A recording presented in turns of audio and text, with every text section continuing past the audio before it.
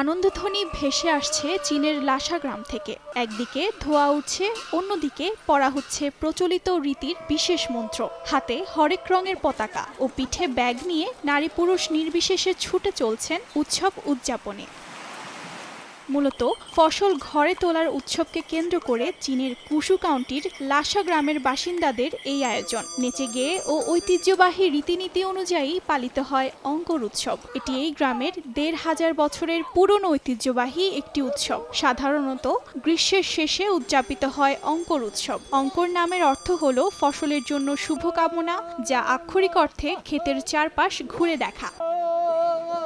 ঐতিহ্যবাহী পোশাক পরে সারিবদ্ধভাবে গ্রামের বাসিন্দারা হাসি মুখে ছুটছেন উৎসব উদযাপনে। কেউ কেউ আবার ঘোড়ায় চড়ে সামিল হন উৎসবে। এখন জন্ম সনদ দিয়ে খোলো বিকাশ স্টুডেন্ট অ্যাকাউন্ট।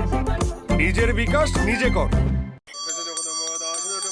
ঐতিহ্যবাহী এই যজ্ঞে গ্রামের প্রতিটি পরিবার থেকে একজন করে অংশগ্রহণ করেন। কেউ যোদ্ধা, কেউ ঘোড়া চালক, অনেকেই আবার ড্রামবাদক, সন্ন্যাসী হিসেবে উৎসবে আবির্ভূত হন। তিব্বতী সংস্কৃতির নানা দিক অঙ্কর উৎসবে তুলে ধরা হয়। অর্জিতা শেহজিন, সময় সংবাদ।